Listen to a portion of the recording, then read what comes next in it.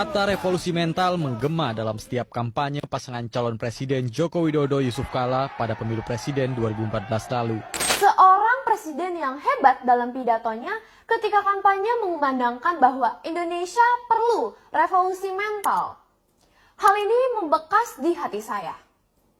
Saya berpikir bahwa ini presiden yang akan membuat perubahan besar dan membawa Indonesia menjadi negara yang maju. Benar, ternyata saya melihat bahwa presiden membangun jalan tol, memperbaiki jalan rusak, dan membuat gebrakan ekonomi yang dimana negara lain ekonominya sedang sulit, tapi ekonomi Indonesia masih stabil.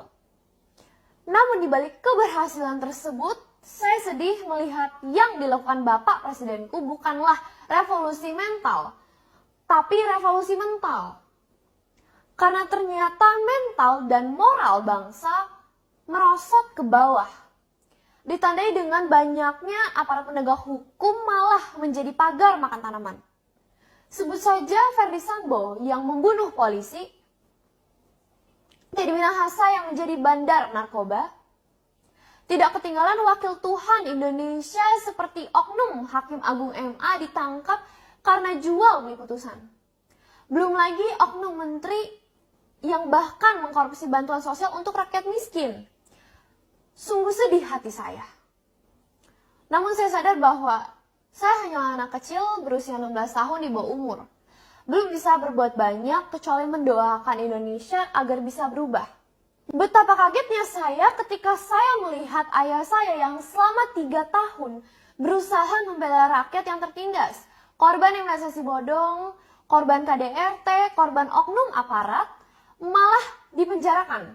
Di sini pun saya masih berusaha sabar dan ikhlas. Apalagi saya melihat ayah saya memang rela dan mau masuk penjara sebagai bukti ketaatannya kepada hukum. Hingga di dalam penjara ayah saya terkena sakit kronis bahkan fatal akibat dari diabetes dan darah tinggi.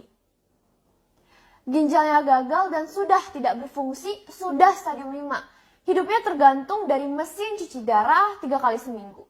Tidak berhenti di situ, walau di penjara dan sakit parah, namun Mabes Polri Dirtipid Cyber memaksa ayah saya untuk diperiksa atas kasus pencemaran nama baik yang dilaporkan oknum kejaksaan yang diduga memeras klien ayah saya.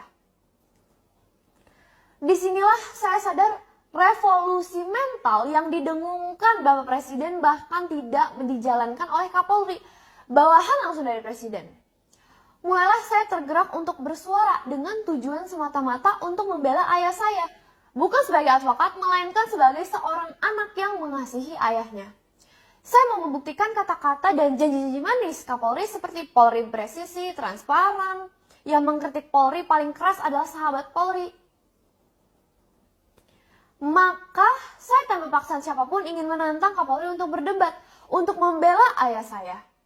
Saya ingin membuktikan transparansi dan sahabat Kapolri ini apakah benar atau hanya omong kosong. Setelah saya membuat video terbuka dan mengirimkan surat resmi langsung ke Mabes, tidak ada sama sekali jawaban dari Kapolri. Yang ada hanya balasan dari Dirtipid Cyber Ade Vivit yang mengatakan ada prosedur menyampaikan keberatan melalui aduan wasidik dan propam yang mana semuanya bahkan sudah dilakukan pengacara ayah saya berbulan-bulan sebelumnya. Dan tidak ada satupun dibalas. Nampaknya Dirtipid Cyber berbicara tanpa mengecek ke instansi terkait. Lebih aneh lagi kemudian pengacara Hotman Paris berbicara seolah-olah mewakili Kapolri Listio Sigit dan meminta KPAI mengawasi saya. Bahkan ada gerakan ormas meminta KPAI melindungi saya dari eksploitasi. Dengan 2 minggu berjalan dan tidak ada kabar dari Kapolri, jelas bagi saya bahwa kata-kata beliau hanyalah janji-janji untuk meninabobokan anak tidur. Oleh karena itu, saya merasa bahwa Bapak Presiden wajib tahu bahwa di balik berhasil pembangunan ekonomi, revolusi mental tidak berhasil. Yang ada hanya yaitu revolusi mental alias merosot. Apalagi ayah saya dijadikan tersangka dalam menjalankan tugas sebagai advokat yang seharusnya memiliki imunitas berdasarkan pasal 16 Undang-Undang Nomor 18 Tahun 2003 Undang-Undang Advokat. Alasan yang disampaikan Jenderal Bintang 2 Kadif Humas Polri bahwa ketika membuat video katanya ayah saya berbicara sebagai pengamat hukum. Jadi bukan sebagai advokat atau kuasa hukum. Saya makin heran, apakah polisi, penyidik jenderal dan ahli-ahli yang dipakai oleh Polri tidak ada yang paham bahasa Indonesia atau pura-pura bodoh? Ayah saya diberikan kuasa oleh kliennya mengenai kasus oknum kejaksaan terkait mobil benteng yang disita. Dalam podcast ayah saya berbicara tentang tersebut, diberikan kuasa duduk di sebelahnya. Malah dibilang menceritakan sebagai pengamat hukum. Perbedaan sebagai kuasa hukum atau pengamat hukum adalah apakah mendapatkan surat kuasa untuk membicarakan hal tersebut. Ayah saya mendapat surat kuasa untuk mengurus hal yang dibicarakan, tentu saja dia berbicara sebagai kuasa hukum. Sebagai pihak yang langsung bersentuhan.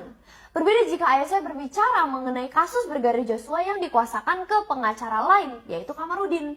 Barulah ia berbicara sebagai pengamat hukum. Saya sebagai anak kecil tahu dan paham dengan jelas. Masa ya Jenderal Bintang 2 sama sekali tidak paham? Ataukah memang ayah saya target operasi untuk dibungkam? Karena ternyata hingga saat ini, saksi fakta dan saksi kunci yaitu klien ayah saya sama sekali tidak pernah diperiksa dan dipanggil oleh polisi. Nampak bahwa polisi bukan mau mencari kebenaran perkara, tapi menarget ayah saya. Selama ini saya diam, karena tahu ayah saya mampu dan kuat menghadapinya. Terkait dengan masalah kesehatan ayah saya akan dijelaskan oleh ibu sambung saya.